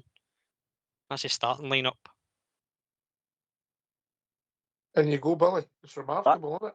It's brilliant. I think Robert's got a camera. Did you hear a camera? You're looking at my notes here, mate. No, you told me to send these earlier on, mate. Did you get them all right? Oh, good stuff, mate. It's incredible, that, Ox. It's brilliant to see. You know, we've only got what? You know, there's only one player who's 30-year-old in that Rangers team, and the oldest guy after that is 26-year-old. You know, they're all round about 20, 21, 22, 24. You know, the oldest Sterling at 26. That's a great average, and it's good to see all the players that we've got there are all on Rangers books. No, there's, apart from, obviously, Mikey Moore, 18-year-old. Obviously, he's on loan for Tottenham, but the rest of them are all Rangers players, mate. You know, so when you look at it from that perspective, you know, you've got a good, strong nucleus of players there, young players that are performing in the Rangers first team.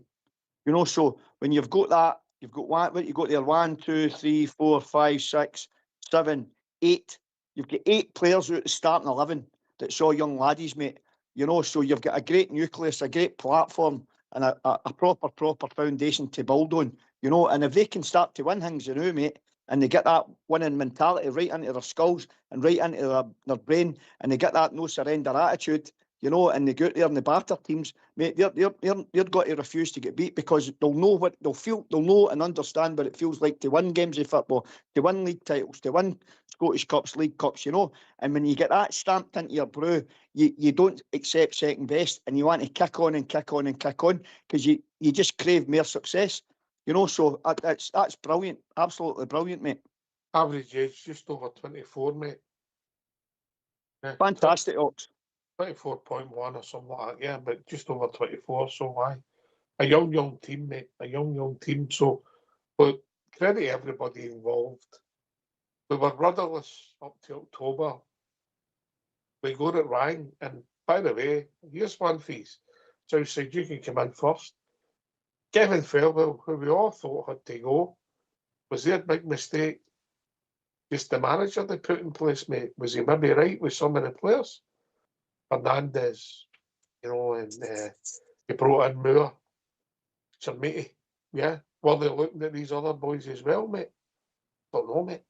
Well, probably one or two. Listen, he went because of the way he conducted himself, and the support hounded him out the door, rightly or wrongly. It doesn't really matter. He's gone. And he was responsible for some of the players that are there. And I was listening with interest in what you were saying about the starting lineup. And even if you look at the substitutes that we made, when Tav came on, obviously being the right end of 30 odds, 32 or something, 33 nearly Tav. Apart from that, Diamondi, Oliver Antman, and Gassama are all young players as well that come off the bench. Apart from James Tavernier, probably the youngest manager in the league, Danny Rowe. So Fairwell, as you said, listen, he came in and he picked the wrong manager. We can't dispute that fact that he put the wrong guy in charge. And obviously, when he's out doing an interview and he's saying he was one of the best coaches he's ever worked with or seen work, that doesn't help you either. When you come out with comments like that, to me, he's still to prove himself on a regular basis is scoring goals. But listen, we've got the players in. It's down to us as a football club and the manager and the coaching staff round about to make them better players, to bring them on and make them better. So that's what we need to hope. But at the moment, Danny Rowe's worked wonders with the squad that Russell Martin struggled to put together. And well, not say put together, but struggled to function as a unit. And he's turned that round, and now we've had a chance. He's had a chance to put his own stamp by getting 4 players in the door in the January transfer window. And at the moment, the 4 of them, when they've been on the park as of yesterday, have contributed to the team. And hopefully, going forward, they'll have more chances to play together as a team and a unit. And like you say, Mikey Moore had a lot of pressure on him at the start. He was only a young boy, 17 when he turned up, 18 now. And he had a lot of pressure put on his shoulders. He has a talent. We could all see he was a talent. He'll have good games and bad games. But it's down to us, being a young boy, to help him out and put him into an environment where the team's doing well. And at the moment, we're on a run. We've just not managed to win every game. But it's been a long time since we've had a defeat in the league. So we've dropped stupid points with draws, which if we'd turned it on the last couple of games here, Motherwell and Hibs would have been at top of the league with a few points. But it's a young, progressive squad that we're building, and now the pressure's been put on the Mohawks now to go and make sure they can get this over the finishing line. And hopefully, with the help of Danny Rowe and his coaching staff and these players with the confidence, we take a game at a time, we get there and we become winners at the end of the season. And what a turnaround that'll be for that squad of players that we're watching week in, week out, and the manager opts. I don't think anybody would have predicted that when the manager came in, Aye, young squad, all positives, Robert, and we go from strength to strength. But this guy, Danny Rowe, what's he done? I've said it before, mate, and I'll say it again. He's brought belief in the squad, belief in the fans, and he's brought the players together. You could see when he walked in the door, there was disjointment from middle to front in the squad. There was disjointment in the fans to the squad as well. There was a real negative energy about it. He's just brought belief back. And yesterday he said Ibrox felt like Ibrox. He's brought Ibrox back to the way it used to sound and the way it should sound on a weekly basis. So it's fresh, he's young. I know a lot of people at first, when they looked at him, went, what's he done in the job? But his coaching pedigree, where he's been, I think it's been a massive help, because as he said, he's coaching these players, and that's what he is. He's a coach. He's coaching these players to get better, and he's getting his results. Not just the squad that he's building is young, they're physical. He himself is young as well, so there's foundations there, mate, for a longevity in this squad as well as a manager. But I think he's just brought freshness, belief, and togetherness, mate. That's the 3 things he's brought. Plus, he's got results. He's got us back to where we are in this moment in time. There's still a long way to go to get to where we want to be, but we're not that far off, mate. And I think we need to remember how we got here in the first place. Not just look at the last couple of games, how we got here in this position to be 2 points after leaders. Aye. He's done a remarkable job. He seems to have flexibility, and I think he keeps it simple, and he doesn't get too high or too low, Billy. Aye, us Ox. Nostradamus couldn't have predicted this season the way we've started and the way we could end it. You know what I mean? You know, and I'll tell you something now, Ox. If people think 55 was a good season, well, I've got news for you all. 56 has got to be even better. You know what I mean? To where we've started this season, and if we go and win this league, like I think we can, well, I believe we can. You know, my head's telling me we can, and my heart's telling me we can. So if we can go and get this title, I mean, wow. You know, I didn't dread to see it. It's going to be a pleasure to see, should I George Square when we win this trophy, honestly. But Danny Roll, under the circumstances, mate, he's done a magnificent job. As you rightly said, guys, you know, Southside's hit the nail on the head and all. Listen, he's made mistakes. Listen, we're all human beings. Of course he's got to make mistakes. He's only 36-year-old, for goodness sake. You know, starting out his career as a manager at one of the biggest clubs in Europe, you know, or one of the biggest club football teams in the world. You know, he's a guy at 36-year-old, you know. So what he's done, mate, I think he's brought a quiet, how can I put it, mate, a quiet sense of strength type thing within the team. You know, he's got them believing in themselves again. You know, he's took out all the individual stuff. You know, there were too many individuals in the team. He's seen what he's got to work with, and he says, right, how can I put these players together? How can I structure my team? How can I set them up? You know, how can I play them in different formations to get them all working collectively as a team?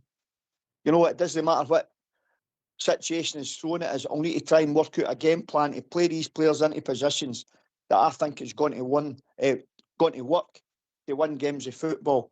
And so far, mate, he's done a brilliant job, eh? But as I said, if he wins this title this year, mate, you know, wow. It'll be very, very special, lads. Very, very special, you know. And what it does is, it puts you know who right back in their boxes, and you can just throw the padlock over the tap it, because they'll not be coming out it for a wee while, and that'll be the Hearts bubble burst across the city, you know. So, and we'll just kick on and go from strength to strength yet again. I hope you're right, Billy, but there's a lot of happen. What I will say is, he's looked at it. He's kept it simple. He's looked at horses for courses. Like, he's not played tab every week. He took harder options, if you like. He's looked at Sterling, who I just don't know. I still don't see him as a natural defender. I think he's a defensive mid. I just don't think he reads the game brilliantly as a defender. I don't think he sniffs danger, just the way I see it.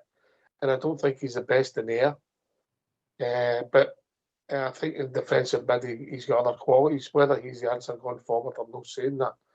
But he's looked at our team, and he's looked lack of physicality, lack of pace.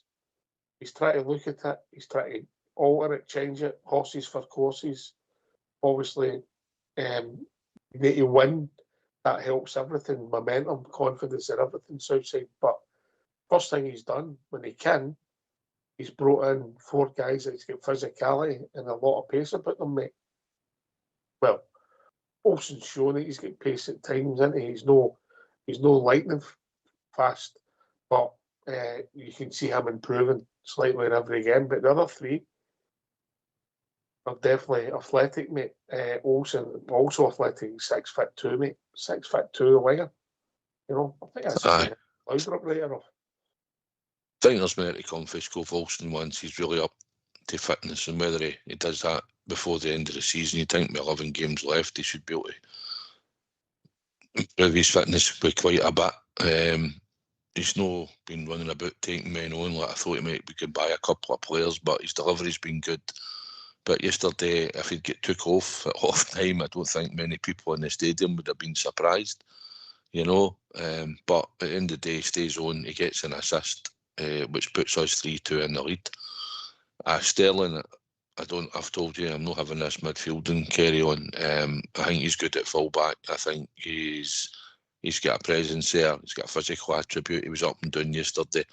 I was surprised when he went off, if I'm honest, because he didn't show any signs of coming off at all. Like, he looked fresh when he still walked off the park. And he done a good job while he was on. Obviously, Tav comes on and was all right. Sort of had a wee go, and he get beat a couple of times for pace down the right-hand side when he came on, but I was surprised Sterling went off as early as he did, because I didn't think there was a problem with him, but obviously it could have been. Listen, it could have been. Sterling seems to have a problem with playing three games in a bounce. Really, you know, he's been like that for a while. It could be the fact that we're just game management him. He might not play in the plastic pitch next Sunday, but I think he's probably going to come in and start against them. I don't think he'll start against Livingston down there, but we'll see. I could be wrong. But I think we're game management style with Sterling. But I think he makes a difference at right back. He's quicker than Tam, mate, but I think the two of them get similarities. They don't sniff danger, you know. But that's the kind of players they are. I don't know if Sterling, I think, started out as a boy as a centre forward and then moved back to defence, mate. And Tav, well, we know Tav, his greatest attribute's gone forward. You know, but it's no a criticism, it's just an observation. But what he's done, and my point was at Danny Rowe, he's broke physicality all over the pitch, even Sterling at right back, you know, Robert. It has, and obviously this season's been a bit of a right back's been a bit of a problem for us because Max Aarons hasn't been the answer. I think a lot of people were a wee bit let down by what he's done, what he's contributed, because it came with a bit of a experience and a reputation, maybe playing down south. But obviously we know where Tav is. Tav's slowly winding down. I don't expect him to sign a contract talks. I don't know what you guys think, but I don't expect him there to be a contract offer there for him. So Sterling has got attributes where he can be a right back. I'm with yourself though, Ox. I still think he's got something where he can be in the middle of the park, just that strength and power and pace. Right back, he can do the job, but I don't think he's like the number one answer. I think going forward, we would look in that position for a new kind of permanent right back, somebody of the same kind of attributes as him, but more reliable than John Sterling. But he's certainly a player who has had his injury worries. I think that's affected him a lot during his Rangers career, mate. Aye, he's not played a lot of games in the time he's been with us, if we're honest. But listen, I think we look at a stronger team when he's on the pitch, you know, and he plays the game in his style. I thought he'd know a bad first half, yeah, Billy, but he's definitely quicker than Tav now, let's be honest, you know. Aye, big Sterling. You know, you listen, he's a big honest player, isn't he? He's one of the big honest players. You know what you've got to get off him. You know, you maybe know, as you said, mate, he's maybe not the greatest defender in the world, but, you know, he's no fear to put himself about Ox, and I like that about him. You know, and he's big and he's athletic and he's got legs. He can get up and down. You know, he maybe no do the same things that Tav used to do goal-wise, because, you know, with his scoring goals early years and all that, you know, he maybe obviously, there's no money full-backs will actually get to that accolade again. He was scored again yesterday, Tav, right in the head. I know, that's what I'm saying, but, you know,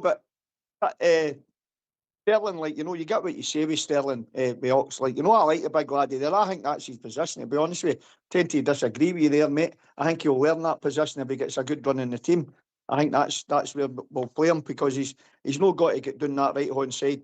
If we play a 4-4-2 or a 4-3-3 or a 3-5-1, he's maybe a chance of getting that 3-5-1. A 3-5. Sorry, what am I talking about? A 4-5-1 type thing.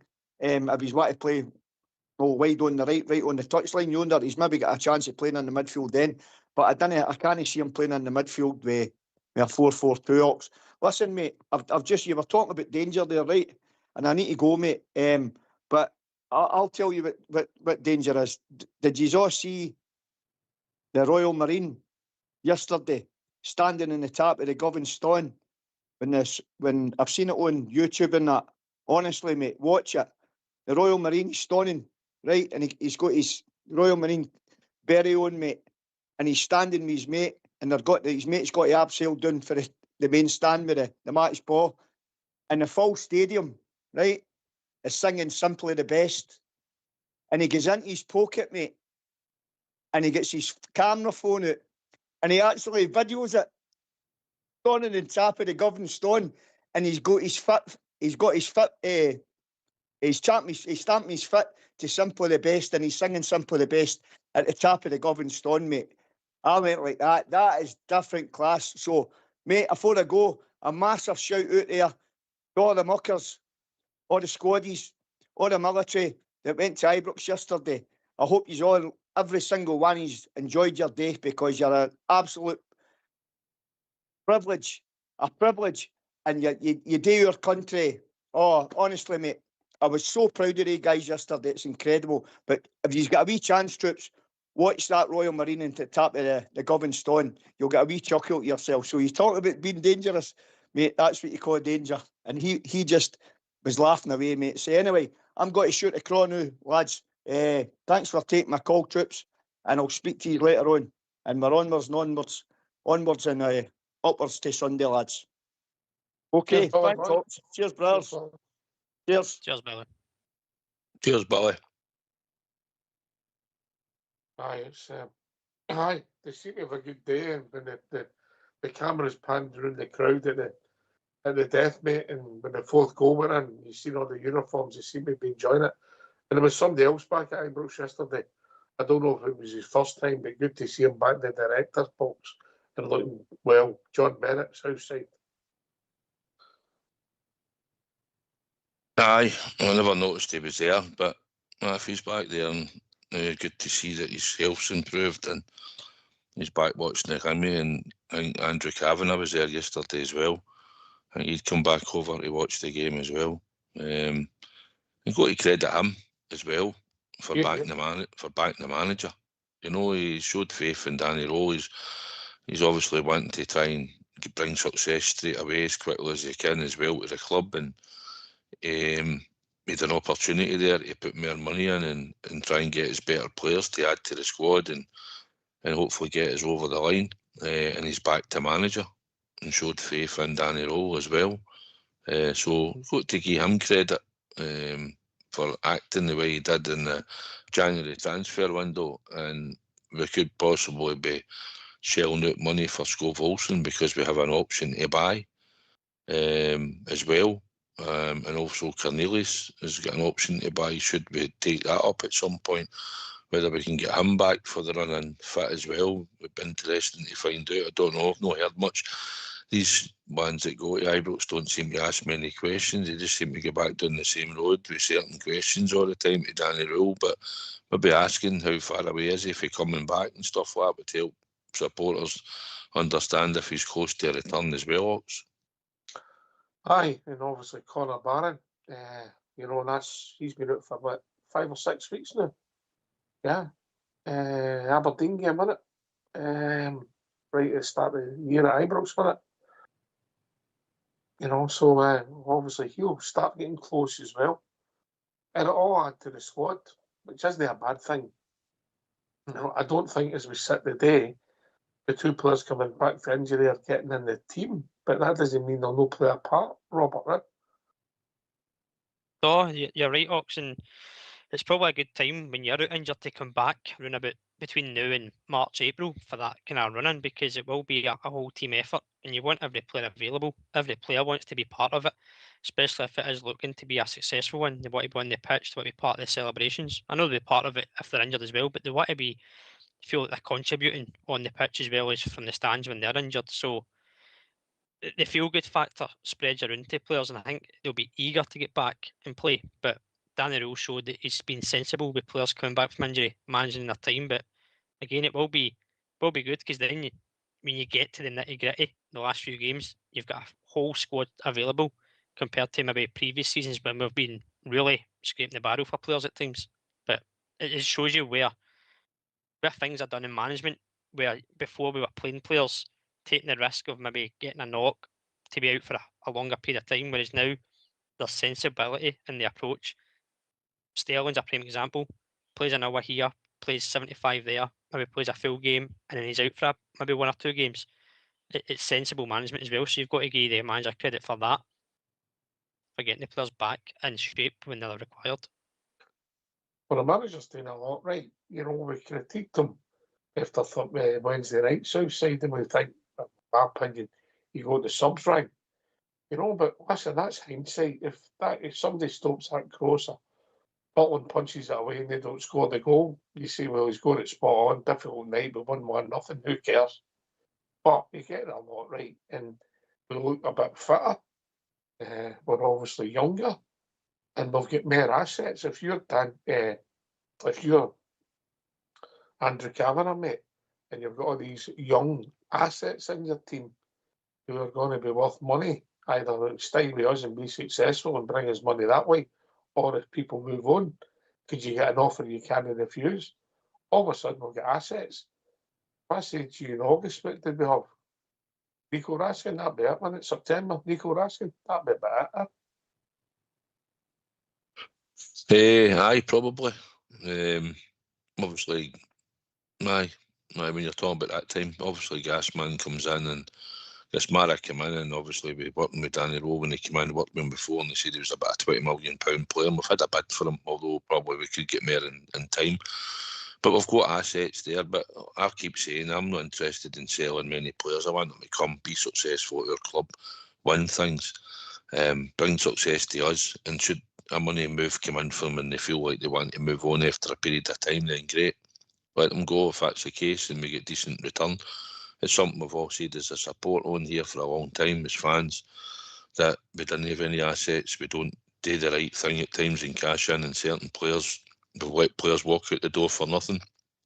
And now we've got players that maybe in time will bring us a return in money.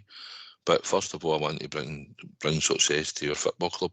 That's what I'm looking for. And if someone wants to stay on and longer and seeing near enough out their contract, as long as they've been successful and maybe re-sign and then we move them on or whatever, I'm not too fussed.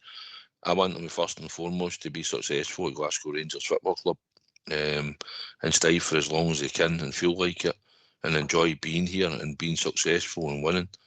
And then, like you say, you can move them on in time should they want to try another league or another country, then that's fair enough. But come here first and be successful and show us your talent, and then you can move on if that's the case.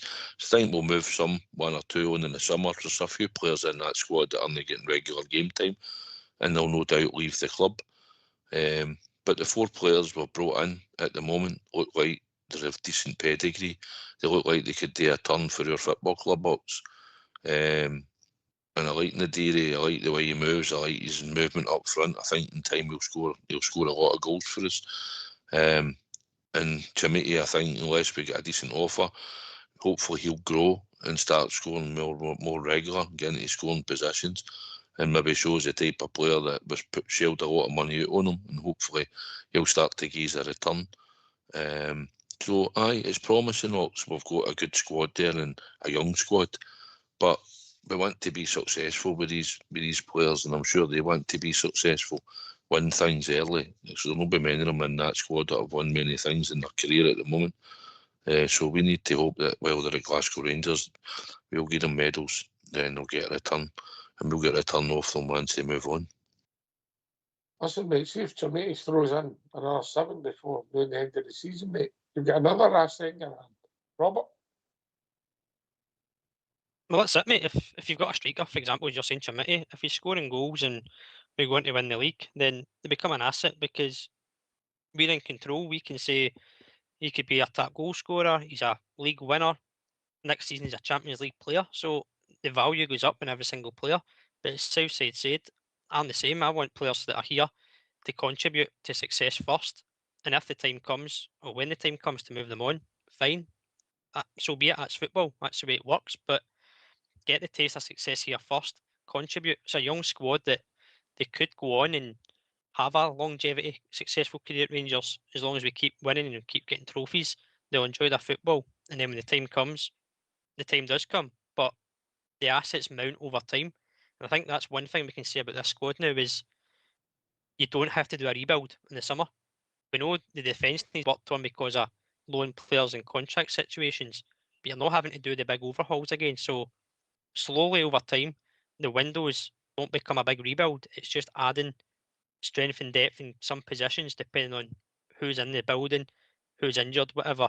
But it's not a massive rebuild. So success, value, that cannot come. But first and foremost, they've got to do it here first. Potentially, maybe we could have to sign 3 centre halves, mate.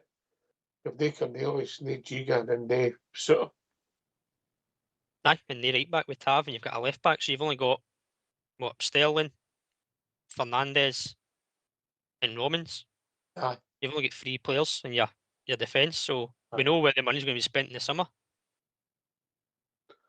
Aye, that's obviously John Suter moves on. But I'm interested to see what happens. I think he sort of intimated a few weeks ago that that things were moving on with his contract, but we'll see. You know, I'm a great believer, so say, you know, you talk about assets and see if somebody doesn't want to be there, cash out, because I don't think it ends well at any football club. No, I think John Suter does want to be there, but I think you'd like to stay. Whether we offer him a contract or whatever happens, it has went a bit longer than I thought. I thought there might have been some news if we were probably keeping him, but maybe they've got an eye on a couple of centre halves that they know they can get in the summer, and maybe John Suter might be a casualty that might leave the club. End of the day, it's all about making Glasgow Rangers Football Club better and have better players in the team and in the building. So listen, I never get too worried about certain players. They come, they go. We've watched it for many years, Ox. Players come, players go. Don't get sentimental on them. But as long as when they're here, they try for Glasgow Rangers Football Club and don't cheat the support while they're here. And they go out and they show commitment. And listen, I can accept that players can have a bad game. You got to know everybody plays to their 100% every single game. I understand that. But go out and show a bit of heart and desire in the jersey. At least, and you can say, well, do you know what, he tried today, get stuck in, maybe everything he done wasn't great, he had a bad game, he wasn't great today, but at least he tried and he put an effort in, put a shift in, and that's all you ask for. But listen, we're building a team, we're building a squad, and like you say, we're in this position now, and I just hope a lot of people stick by the manager as well. As I've heard a few rumblings, and if he doesn't win the league, he needs to get the door and all that nonsense. Listen, he's come in and he's managed to get us into this position. He's a young manager. He's got a bit of experience. He's been at the national team in Germany and stuff. Hansi Flick's his good friend and all, who he's probably learned a few things off him. He's built a backroom team that he trusts.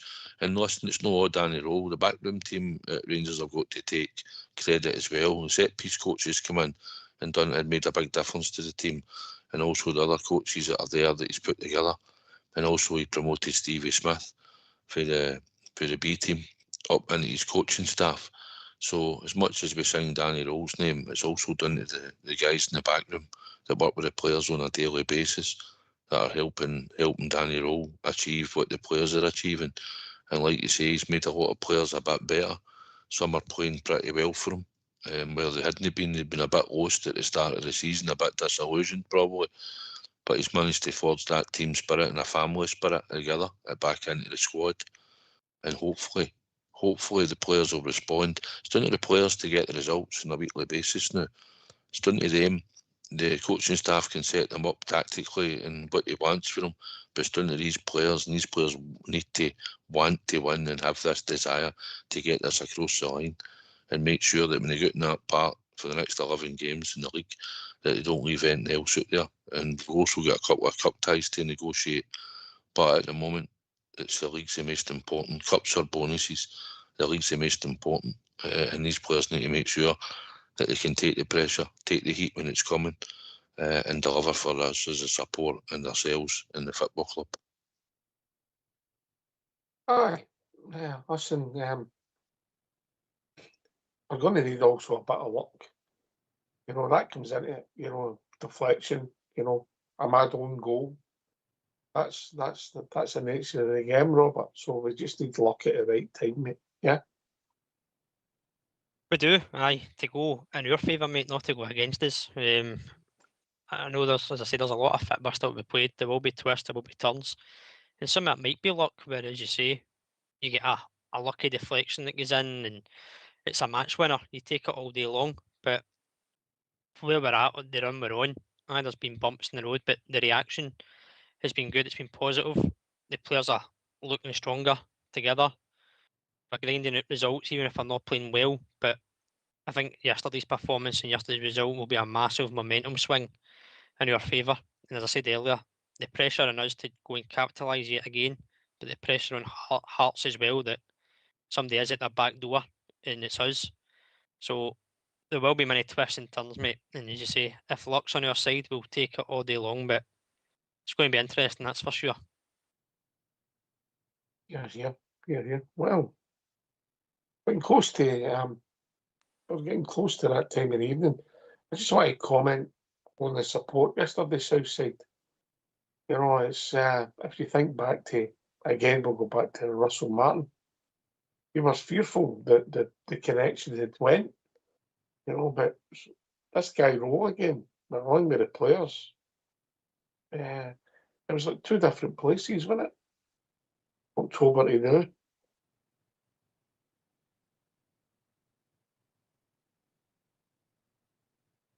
Oh, Southside.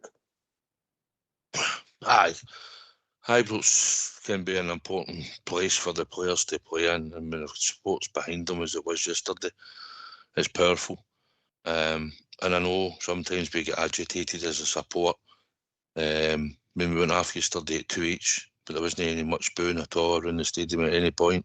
Yesterday we went off the park at 2 each when we were up 1-0 against Kilmarnock. You could hear the boos. So listen, with a hard support to please at times, but we need to stick together. And that atmosphere yesterday certainly reverberated about the ground, and you could hear it at Govan, the Copland, the main stand, enclosures, a lot. Everybody was up for it. And it was some good atmosphere, and it was, well, a lot of supporters were still in the stadium at the end of the game as well to applaud the players around the park. And it gets nervy at times, but listen, it's a powerful thing to have at Ibrox. When we're in full cry, as it was yesterday, it pushes the players and the team on Ox, and hopefully home and away to the end of this season, it'll be like that. And we'll have some nervy moments, but we need to stick together and support the team Ox as we always do. Record attendance in the modern Ibrox yesterday, Robert. I don't know if you picked up on that. I did, mate. 51,092, was it? Aye. Aye, great.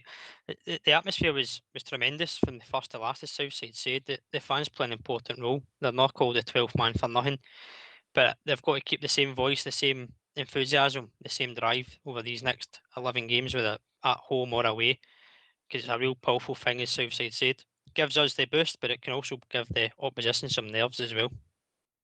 Yeah. Last word for your good self, Southside. Aye, thanks for having us on. It's been good to do the show tonight with Robert and your good self. I'd like to thank everybody out in the YouTube feed for listening to the show tonight and participating. Seen a lot of the comments talking about the show and flinging their own wee bit in. It was good to, as always, for the join in at the start of the show and stay at the end.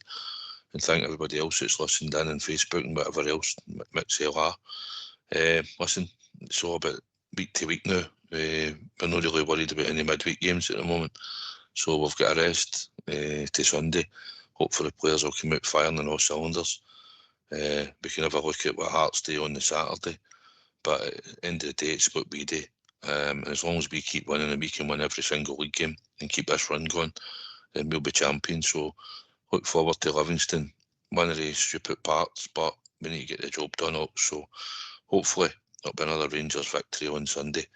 It'll be our game chopped off, and then we can look forward to 2 games against that mob across the city and put them out the league and the cup. And that'd be delightful, mate. So as always, thanks for having us on. It's been enjoyed tonight. Good, Robert. Aye, good to be on with yourself, mate, in Southside. And all roads lead to Livingston on Sunday, mate. One game at a time. 11 cup finals, I've heard people say. So one game at a time. We'll see where this takes us, but keep hunting, as Danny Rose says. And cheers for me, mate, as always. Yeah, thanks to your good self, Robert and Southside for doing the show. Billy and Ross for joining us. Thanks to Fox and Old School Blue for doing the technicals. This has been Rangers Radio. We'll be back tomorrow night between 8 and 10 talking about all things Rangers. Take it away, Old School Blue.